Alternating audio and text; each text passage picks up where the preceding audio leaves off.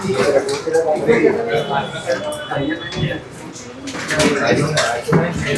बच्चे सब कुछ ज़्यादा लगता है क्लास में। देखिए मेरी बात ध्यान से उस क्लास में आप भी लगता है बहुत दिन बाद आए।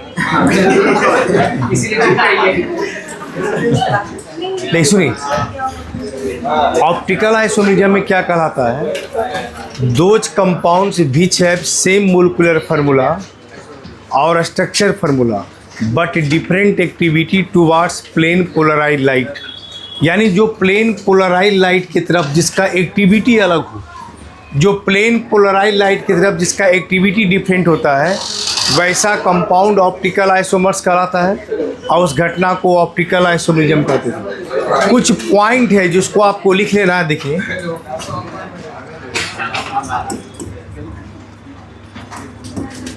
दोज कंपाउंड्स, जहां तक ऑप्टिकल पढ़ाए थे उसी के आगे, ठीक है? हाँ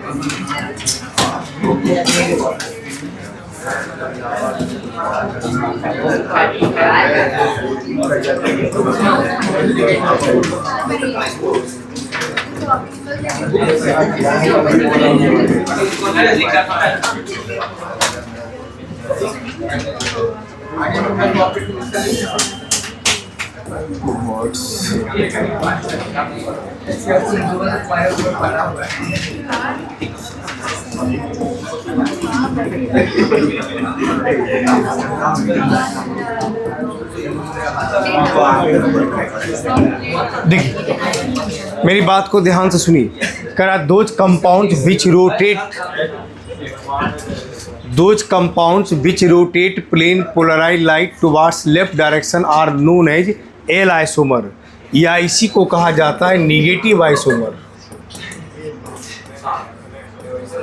मतलब जो प्लेन पोलराइज लाइट होता था ना, जैसे देखिए, जैसे ए प्लेन पोलराइज लाइट था, इसको हम ऑर्गेनिक कंपाउंड के सॉल्यूशन से पास कराते थे।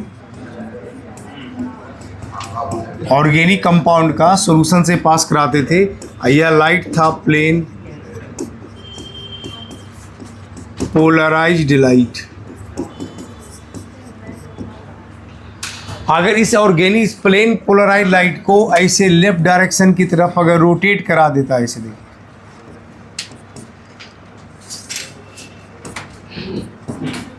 इधर रोटेट करा देता है लेफ्ट डायरेक्शन की तरफ,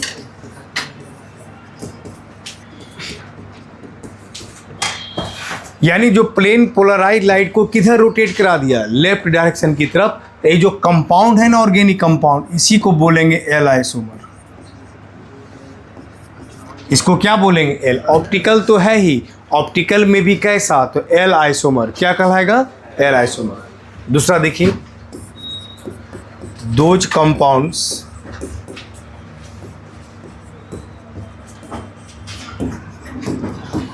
which rotate plane polarized light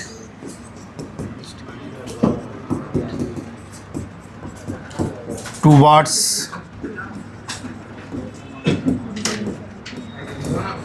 right direction। फिर करें those compounds which rotate plane polarized light towards right direction are known as D isomers, या उसको कहते हैं डेक्स्ट्रो रोटेटरी आइसोमर्स। देखिए जैसे कोई भी वैसा कंपाउंड,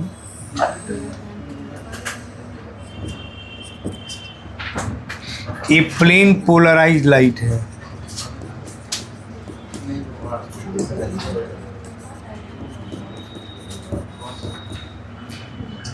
इसको ऑर्गेनिक कंपाउंड के सॉल्यूशन से हम पास कराते हैं। ये प्लेन पोलराइज लाइट है, इसको ऑर्गेनिक कंपाउंड के सॉल्यूशन से पास कराते हैं। ये जो कंपाउंड है देखिए,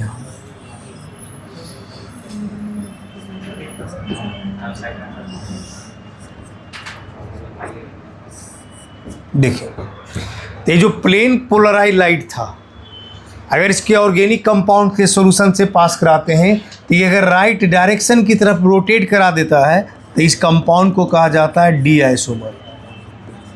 क्या कहते हैं? डी आइसोमर्स, या इसी को कहते हैं पॉजिटिव आइसोमर्स। क्या कहते हैं? पॉजिटिव आइसोमर्स कहते हैं। कुछ और पॉइंट पहले हम लिख देते हैं, उसके बाद लिखिएगा। देखिए रोटेटिंग पावर जो होता है ना, डी आइसोमर और एल आइसोमर दोनों का सेम होता है, सिर्फ डायरेक्शन क्या होता है? अपोजिट। अगर कोई डी और एल आइसोमर है, अगर कोई 10 डिग्री लेफ्ट घुमाया तो दूसरा राइट भी कितना घुमाएगा? 10 डिग्री घुमाएगा। यानी रोटेटिंग पावर ऑफ, देखिए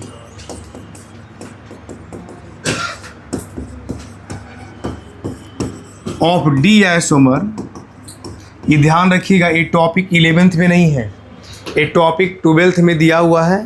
देखिए आइसोमर्स जब पढ़ा रहे हैं तो पूरा पढ़ा दिए। 12th में पढ़िए ना पढ़िए उससे कोई दिक्कत नहीं है, लेकिन आइसोमर का जब क्वेश्चन बने तो सारा क्वेश्चंस बन जाएगा। इसलिए एनसीईआरटी का 11th में नहीं मिलेगा, ये 12th का चैप्टर में हेलो अल्केन में मिलेगा। ठीक है, देखिए rotating power of D isomer and L isomer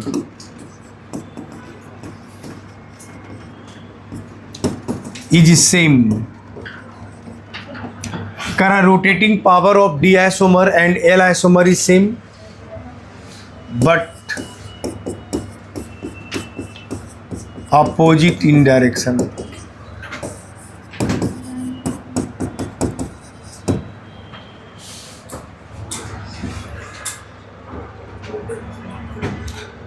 देखिए next, angle of rotation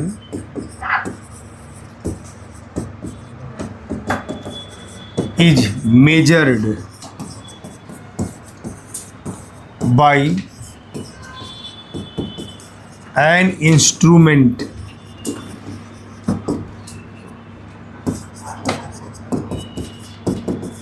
which is known as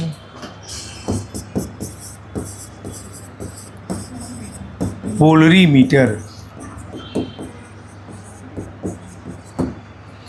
करा एंगल ऑफ रोटेशन, कितना एंगल से रोटेट करेगा इसको हम माप सकते हैं एक इंस्ट्रूमेंट के द्वारा। उस इंस्ट्रूमेंट का क्या नाम है? पोलरीमीटर। क्या नाम है? पोलरीमीटर। कितना एंगल से रोटेट किया इसको बता सकते हैं एक इंस्ट्रूमेंट के द्वारा, वह इंस्ट्रूमेंट हमारा कहलाता है polarimeter. Equimolar mixture,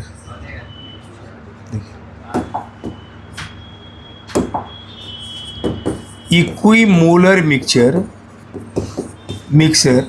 of D isomer and L isomer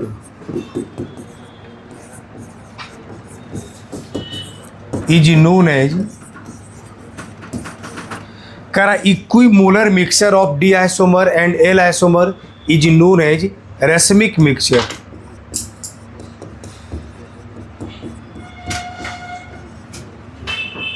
it is optically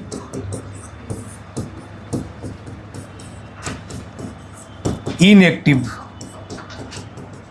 देखिए हम क्या लिखें? Equimolar mixture of D isomer and L isomer is known as racemic mixture.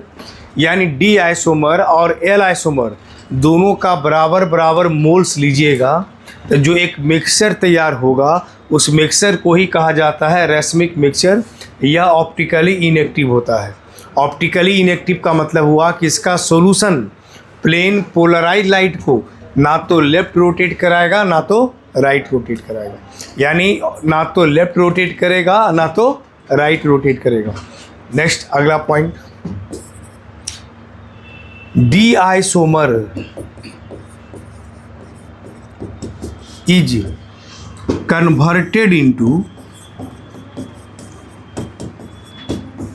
L isomer and L isomer is converted into D isomer। क्या कह रहा? देखिए D isomer is converted into L isomer and L isomer is converted into D isomer by a process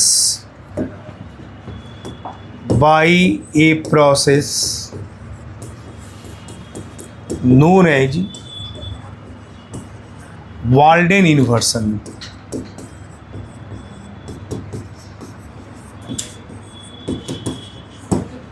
करा D isomer को convert कर सकते हैं L isomer में, और एल आइसोमर को कन्वर्ट कर सकते हैं डी आइसोमर में। एक प्रोसेस है, उस प्रोसेस का क्या नाम है? Walden inversion. इससे ऑब्जेक्टिव पॉइंट कुछ बनता है, जैसे क्वेश्चन ही पूछ देता है कि डी आइसोमर को कन्वर्ट कर सकते हैं एल आइसोमर में, एल आइसोमर को कन्वर्ट कर सकते हैं डी आइसोमर में, उस प्रोसेस का क्या नाम है? तो वाल्डेन इन्वर्सन।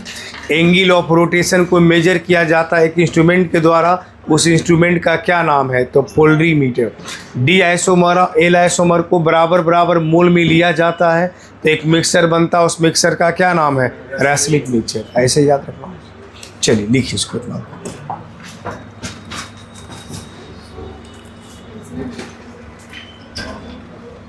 लिखिए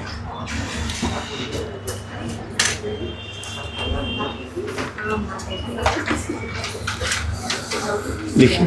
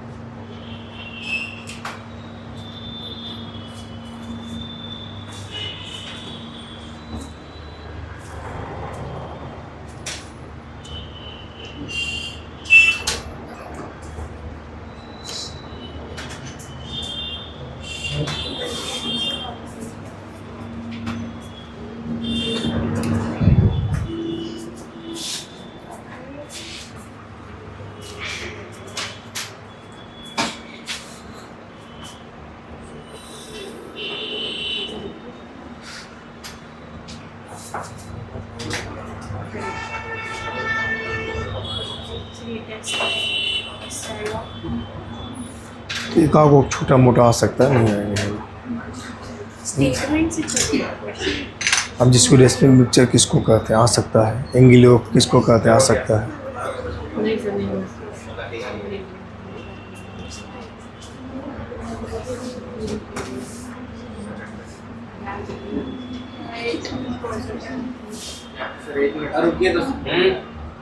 और नीचे कर दो।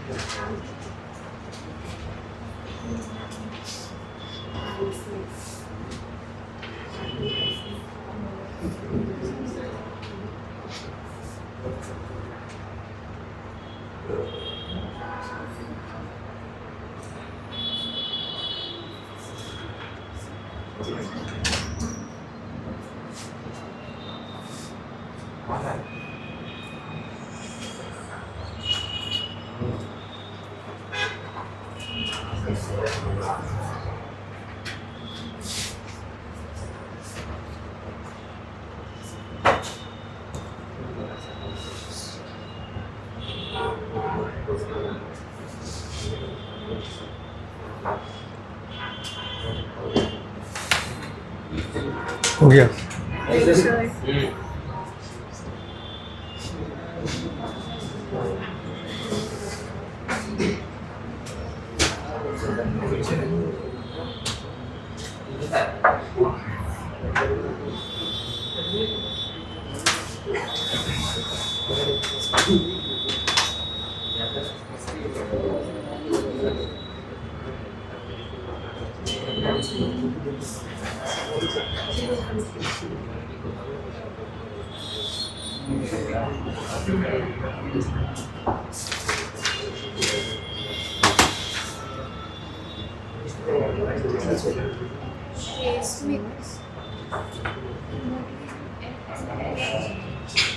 क्या बोली? And L isomer is converted. D isomer can L isomer and L isomer can to D isomer by a process. वो ज़्यादा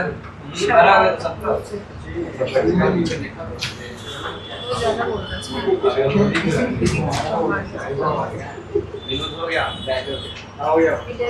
ठीक है दोनों उसको पढ़िए, तब तक पढ़िए, सबको लिखेंगे।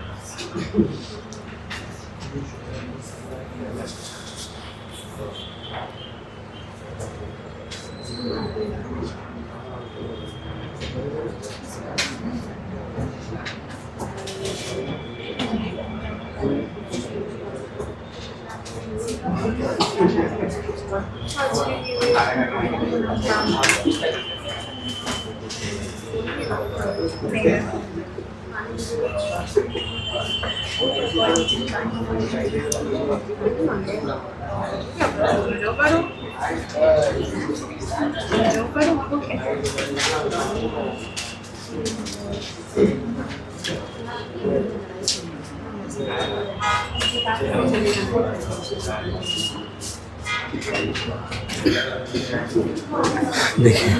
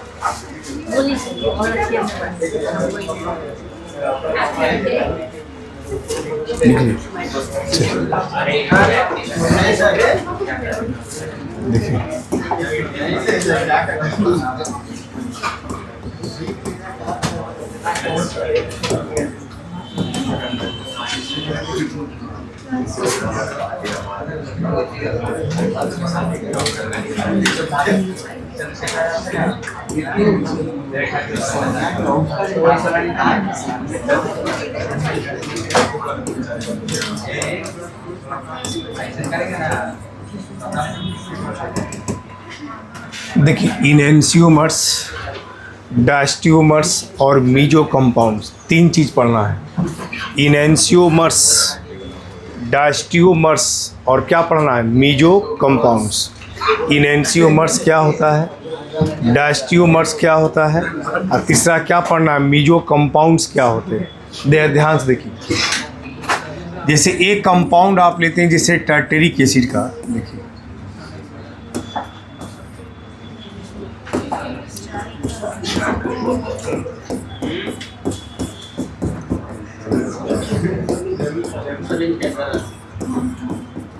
देखिए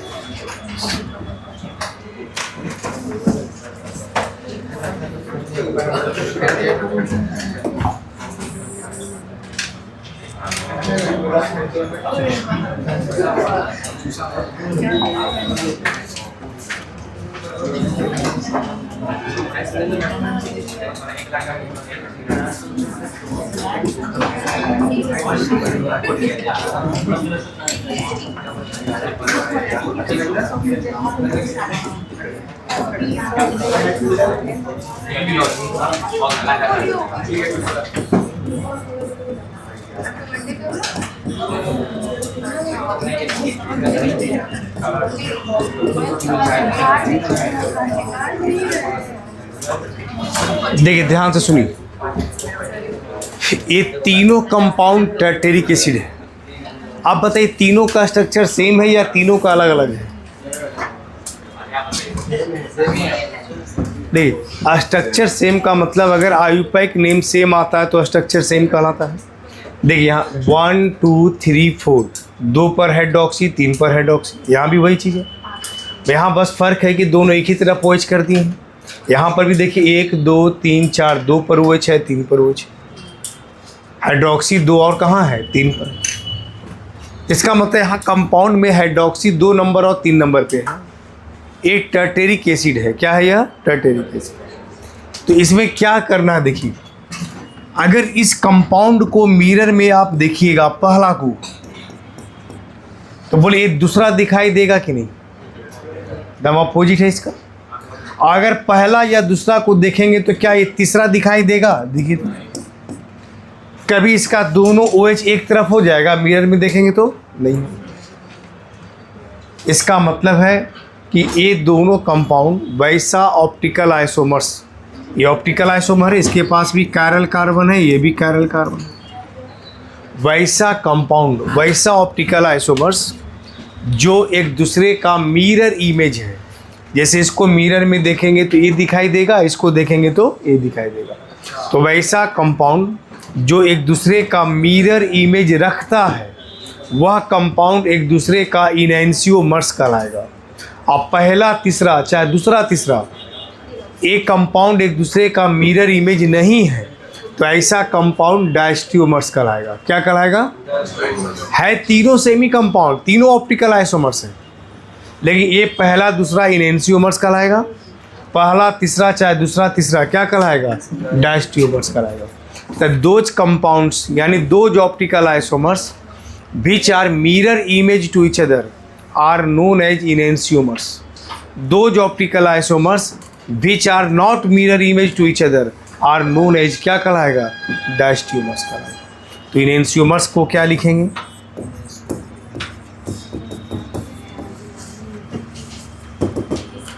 Those optical isomers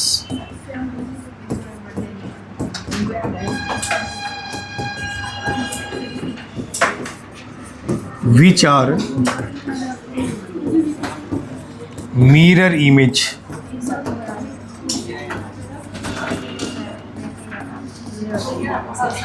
those optical isomers which are mirror image to each other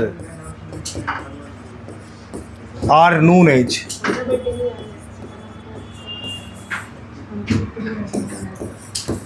enantiomers। करा दो जो optical isomers which are mirror image to each other, वैसा कंपाउंड गप निकल लिया आगे देखिए, वैसा कंपाउंड जो एक दूसरे का मिरर इमेज होता है। ऑप्टिकल आइसोमर होना चाहिए, ऑप्टिकल के बाद मिरर इमेज हो, तो वैसा कंपाउंड एक दूसरे का इनैंसियोमर्स कहलाएगा। अब जैसे देखिए पहला और दूसरा ये क्या कहलाएगा? इनैंसियोमर्स। क्या कहलाएगा? इनैंसियोमर्स कहलाएगा। डायस्टियोमर्स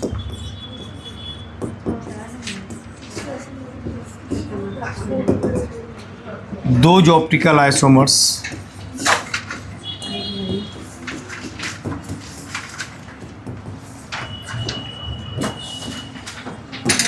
which are not mirror image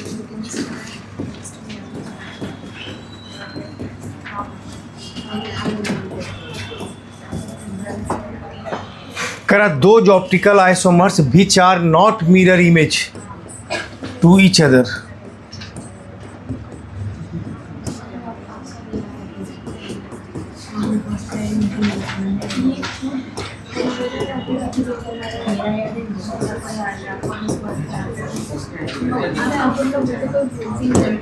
देखिए, करा those optical isomers which are not mirror image to each other are known as diastereomers.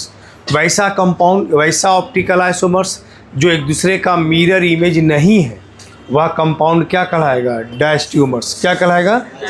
जैसे एग्जांपल में इसका होगा पहला और तीसरा, या दूसरा और तीसरा, ये कहलाएगा diastereomers.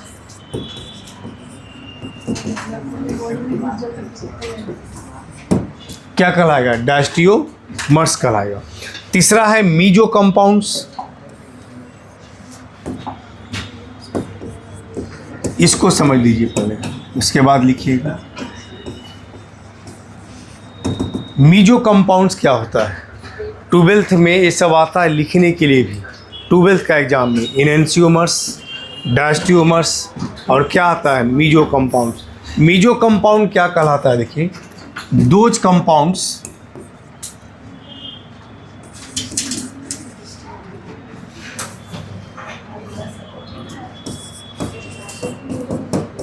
Optical isomers which are divided into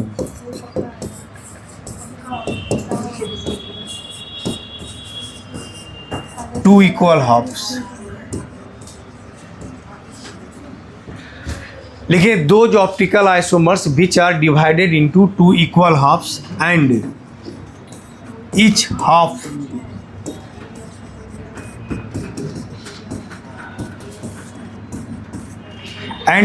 half is mirror image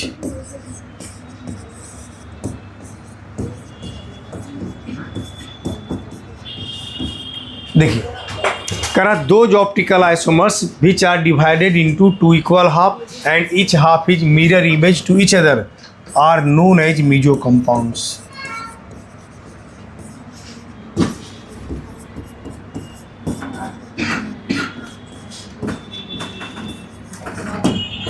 वैसे कंपाउंड को क्या कहते हैं? मीजो कंपाउंड्स कहते हैं। जैसे एग्जांपल में देखिए, बोले इस कंपाउंड को दो इक्वल हाफ में हम बांट सकते हैं कि नहीं? देखिए तो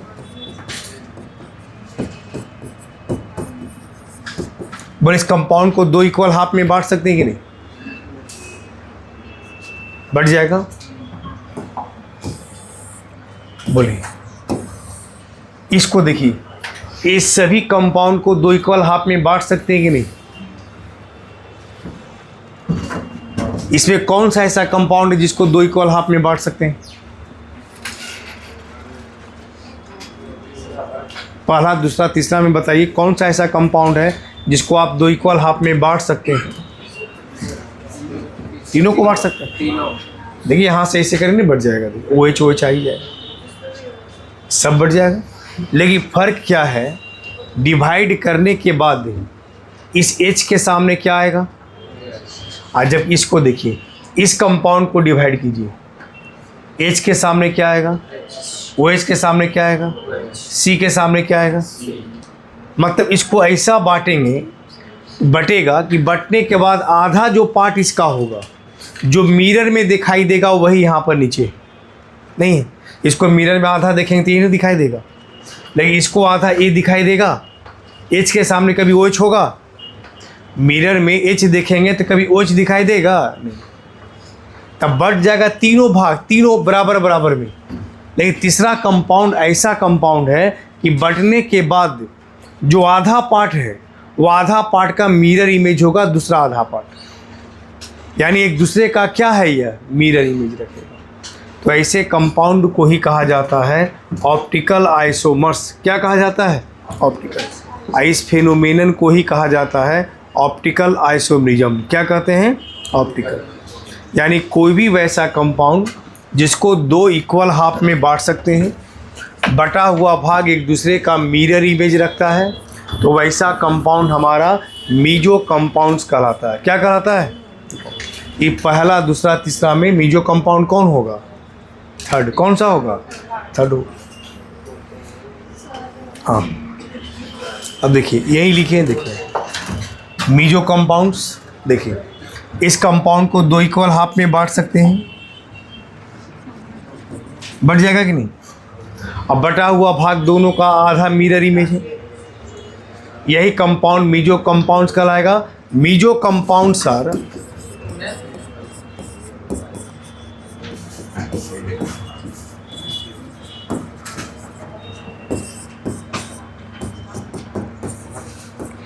ऑप्टिकली इनएक्टिव। ये याद रखिएगा, मीजो कंपाउंड्स ऑप्टिकली इनएक्टिव होता है। ऑप्टिकली इनएक्टिव का मतलब हुआ कि जो प्लेन पोलराइज लाइट को ना तो लेफ्ट रोटेट कराता है ना तो राइट रोटेट कराता है ऑप्टिकल आइसोमर, लेकिन ऑप्टिकली इनएक्टिव है। इनएक्टिव का मतलब जो प्लेन पोलराइज लाइट को ना तो लेफ्ट रोटेट कराएगा ना तो राइट रोटेट कराएगा। तो ऐसे कंपाउंड को क्या बोलते हैं? Meso compounds. क्या बोलते हैं? चलिए लिख लीजिए इसको, यहाँ से लिख लिए हैं।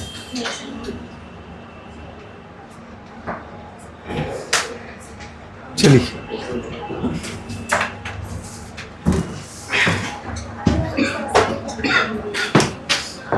क्या बड़ा कर दिया? और मैंने साइज ठीक है कि इससे बड़ा करना है? देखिए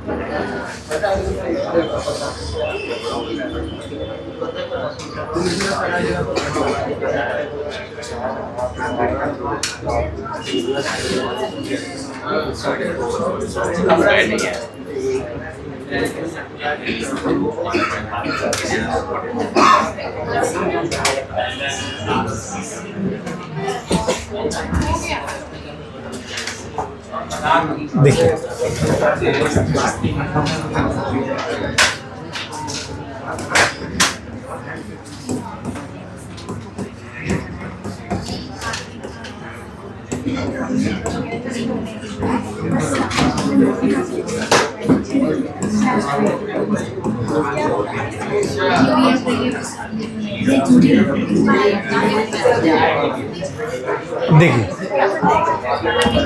फिर लिखें calculation of total number of optical isomers. एक क्वेश्चन देता है कि कौन सा कंपाउंड का टोटल ऑप्टिकल आइसोमर्स कितना बनेगा। तो उसमें सबसे पहले केस 1, 3 केस इसमें आता है। If मोलकुल is asymmetrical, that is molecule, if molecule is asymmetrical, that is molecule cannot be divided.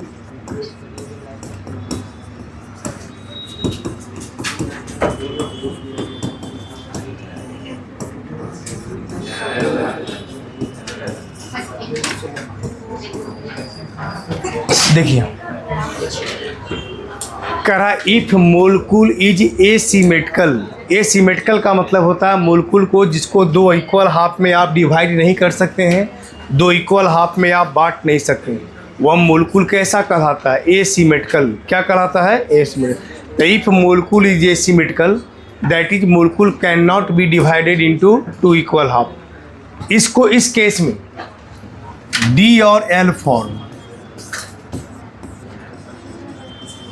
बराबर होता है two the power n. N क्या है? तो number of chiral carbon.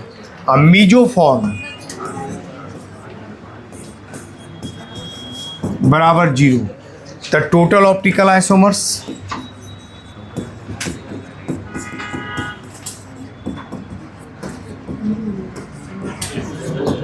To the power n plus 0 कितना हो गया? Two the power. तो ऑप्टिकल आइसोमर्स पूछा टोटल, तो two the power n plus 0 तो कितना हो गया? टू दी पावर एन हो गया। तो टोटल ऑप्टिकल आइसोमर्स निकालने के लिए देखिए, जैसे मीजो तो तभी ना होगा जब मीजो कंपाउंड कब बनेगा? जब किसी कंपाउंड को आप दो इक्वल हाफ में क्या कर सकते हैं? बांट सकते हैं। और जब दो इक्वल हाफ में बटेगा ही नहीं तो क्या कभी मीजो हो पाएगा? नहीं होगा। कोई मीजो का तो कंडीशन है कि कंपाउंड को दो इक्वल हाफ में बंटना चाहिए। अब बटा हुआ भाग दो एक दूसरे का क्या रहे? Mirror image. तो इसका मतलब अगर ऐसा कंपाउंड है तो उसका मीजो फॉर्म नहीं बनता है, क्योंकि सिमेट्रिकल का मतलब ही हो गया कि कंपाउंड को दो इक्वल हाफ में नहीं बांट सकते। यहाँ एन क्या है? तो नंबर ऑफ कैरल कार्बन।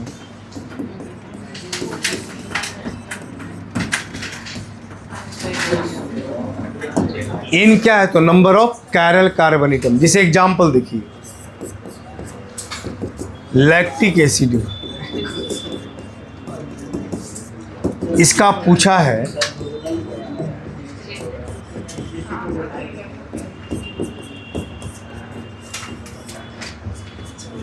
यहाँ देखिए, ये लैक्टिक एसिड है और इस पे पूछा है कि नंबर ऑफ कैरल कार्बन कितना है? तो 1। कितना है? 1। एक ही वो कैरल है।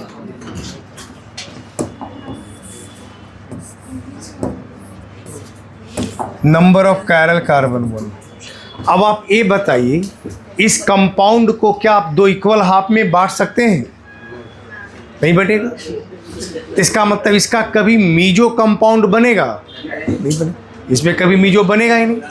इसका मतलब केवल क्या बनेगा? डी और एल फॉर्म।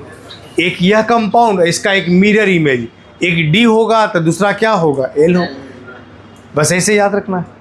तो इसका मतलब इसका दो ऑप्टिकल आइसोमर्स यानी केवल डी और एल आइसोमर। तो बोलिए डी और एल आइसोमर का फॉर्मूला क्या होगा? Two the power n, n का वैल्यू 1 तो कितना हो गया? 2।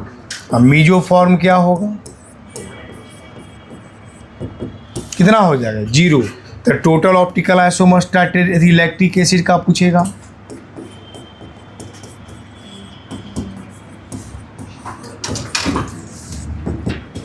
2 + 0 कितना होगा?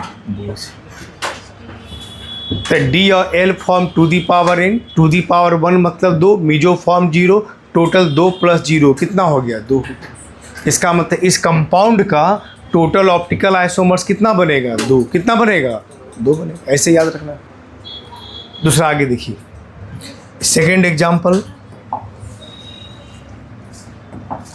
देखिए, केस ग्लूकोज आप लेते हैं। ग्लूकोज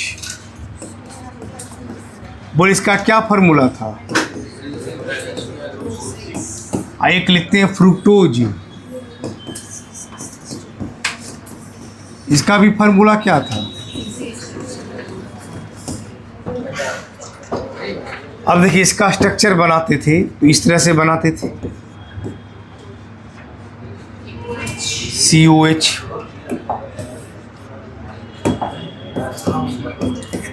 तीन चार पाँच छः,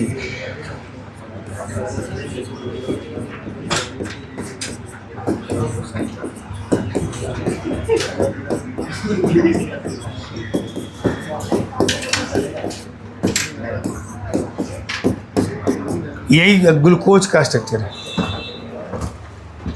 इसमें कितना OH ग्रुप है? 5 है, एक एल्डिहाइड है। अब बताइए इस कंपाउंड को 2 इक्वल हाफ में बांट सकते हैं कि नहीं? कैसे बटे? ऊपर एल्डिहाइड नीचे है एल्डिहाइड, नहीं बटेगा नहीं। और जब बटेगा नहीं तो क्या कभी इसका मीजो फॉर्म होगा? नहीं हो। इसका मतलब इस कंपाउंड का कभी मीजो नहीं होगा, तो केवल D और L फॉर्म होगा। टू दी पावर n, यहाँ n का वैल्यू कितना है? 4 कैरल।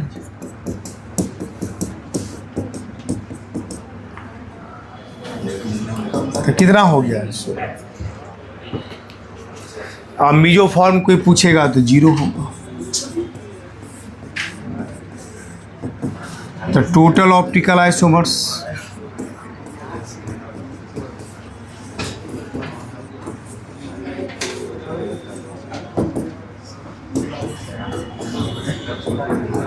कितना हो गया? फ्रुक्टोज का बताइए।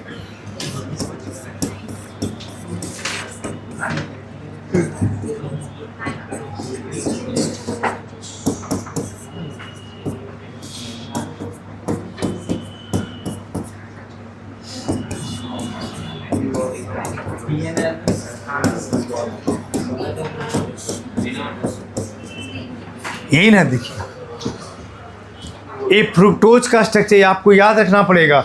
यह कीटोन हाइड्रोक्सी है। CO का मतलब क्या होता है? कीटोन। और OH 1 2 3 4 5 पेंटा हाइड्रोक्सी कीटोन, ये पेंटा हाइड्रोक्सी एल्डिहाइड। इसमें नंबर ऑफ कैरल कार्बन कितना? कैरल किसको कहते हैं? जो 4 अलग अलग ग्रुप से जुड़ा है। ये कैरल इसलिए नहीं है क्योंकि यहाँ दोनों H लगा हुआ है सेम। तो नंबर ऑफ कैरल कार्बन कितना हो गया यहाँ? बोलते D और L फॉर्म, ये भी 2 हिस्सा में नहीं बटेगा। टू दी पावर n, तो 2 पे पावर 3।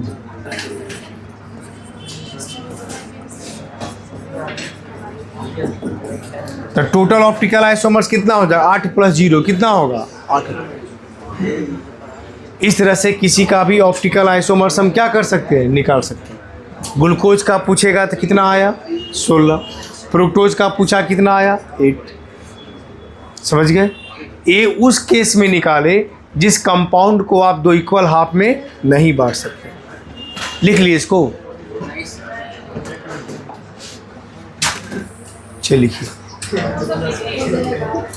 ये सब लिख लिए हैं? लिखिए तो लिखिए, जल्दी लिखिए। अच्छा लिख दीजिए।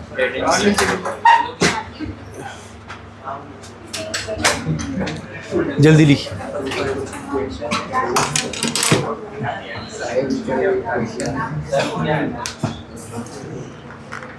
Lactic acid, calculation of total number of optical isomers if molecule is, ये यहाँ पे एक लाइन खींचा गया ये वाला। लिखिए।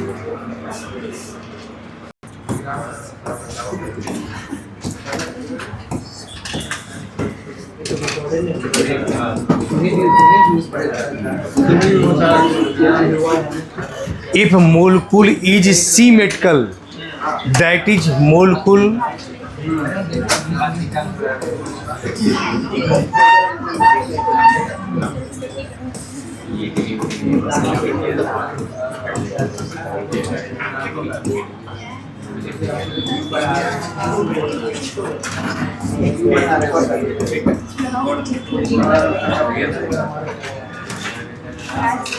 इफ मोलकुल इज सिमेट्रिकल, अगर मोलकुल हमारा सिमेट्रिकल है, that is मोलकुल can be divided into two equal half. यानी मोलकुल सिमेट्रिकल है, यानी मोलकुल को अगर आप दो इक्वल हाफ में क्या कर सकते हैं, बांट सकते हैं। तब आ जाइए,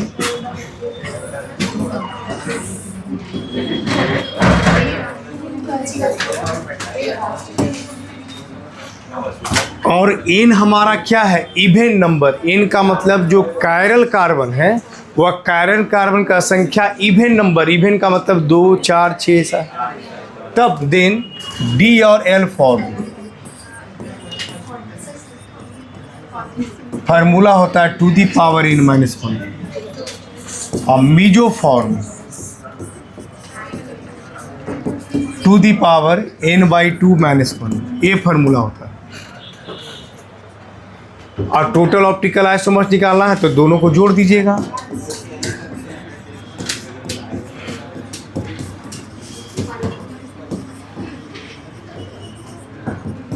to the power n minus 1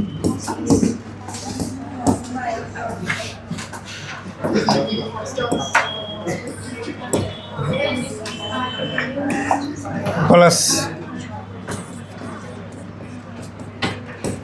ऐसे जोड़ दीजिएगा।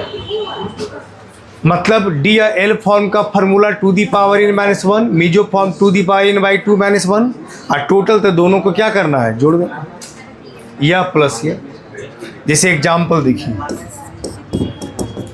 टर्टेरिक एसिड,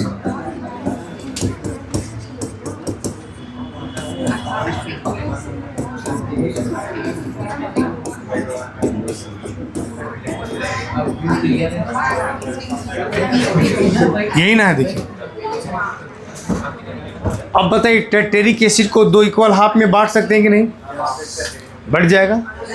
और जब दो इक्वल हाफ में बढ़ जाएगा, देखिए यहाँ से इसको डिवाइड करेंगे तो H है OH है OH है C है सिल्वर OH है। आया N क्या है, इवन नंबर है कि ओड नंबर है, 2 है।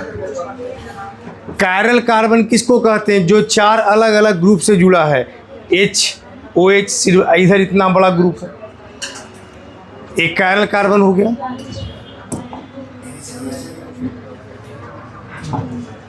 तो हम क्या बोले, टर्टेरिक एसिड में नंबर ऑफ कायरल कार्बन कितना है, 2। कितना है, 2। इसका पूछेगा डी और एल फॉर्म। बोले क्या फार्मूला लिखेंगे, two the power n minus 1, two the power 2 minus 1, two the power 1, कितना आ गया, 2। इसका मतलब इस कंपाउंड का डी या एल फॉर्म कितना बनेगा, 2। कितना बनेगा, 2। अब बोली मीजो फॉर्म, बोले क्या होगा, to D power n/2 minus 1।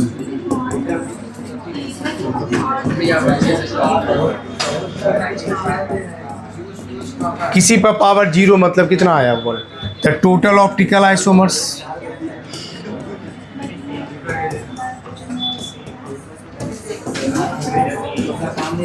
बोले 2 + 1 कितना हो जाएगा। इसका मतलब टर्टेरिक एसिड, सुनिए, इसका मतलब हुआ टर्टेरिक एसिड का टोटल कितना आइसोमर्स बनेगा। कैसे बनेगा वो भी थोड़ा एग्जांपल एक देख लीजिए। देखिए जैसे ये पहला टर्टेरिक एसिड है, देखिए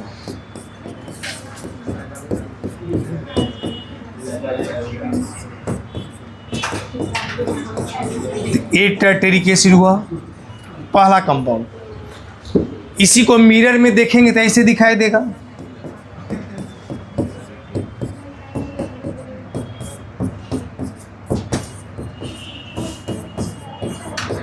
ये दूसरा कंपाउंड हो गया। तो इस कंपाउंड को मिरर में देखें तो ये दिखाई देगा। और देखिए एक कायरल कार्बन है, ये भी कायरल कार्बन है, यह भी कायरल कार्बन है, और यह भी कायरल कार्बन है। तो यही कंपाउंड हुआ 1 1 2। कितना कंपाउंड हुआ, 2 कंपाउंड।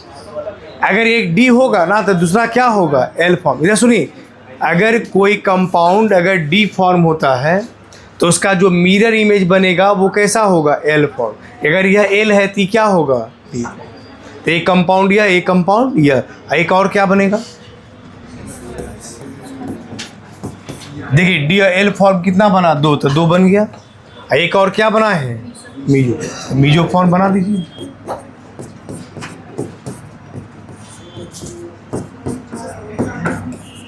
यही 3 कंपाउंड बना, 1 2 3। इसमें क्या अंतर है, तो इसमें अंतर ये है कि इसका राइट साइड में पहला OH है, जिसमें लेफ्ट साइड में पहला OH है ना महाराज, देखिए यही अंतर है। इसी के कारण अगर कोई प्लेन पोलराइड लाइट को अगर ये लेफ्ट रोटेट कराएगा, ये क्या करेगा, राइट रोटेट करेगा। ऐसा ही कंपाउंड एक दूसरे का ऑप्टिकल आइसोमर्स क्या कहलाएगा, ऑप्टिकल। तो अगर कोई पूछे कि टर्टरिक एसिड का टोटल ऑप्टिकल आइसोमर्स कितना बनेगा, तो 1 2 3, तीनों कंपाउंड भी बना दिए हम, इससे ज़्यादा नहीं बनेगा। चलिए लिखिए इसको। हाँ तो फिर केस थर्ड होगा, बस 3 केस लिखिए, जल्दी लिखिए, फिर केस थर्ड लिखाना है। क्या है, टेस्ट में ऑप्टिकल आइसोमर रहेगा, एक आग हल्का क्वेश्चन रह सकता है, ज़्यादा नहीं रहेगा। ऑप्टिकल से कम सवाल रहेगा सर, ऑप्टिकल से कम रहेगा। हाँ ऑप्टिकल से कम रहेगा। क्वेश्चंस का जो बनवाया उस सबका प्रैक्टिस कर लीजिएगा अच्छे से, है ना। कुछ क्वेश्चन और करवाएंगे, उसका भी प्रैक्टिस कर लीजिएगा।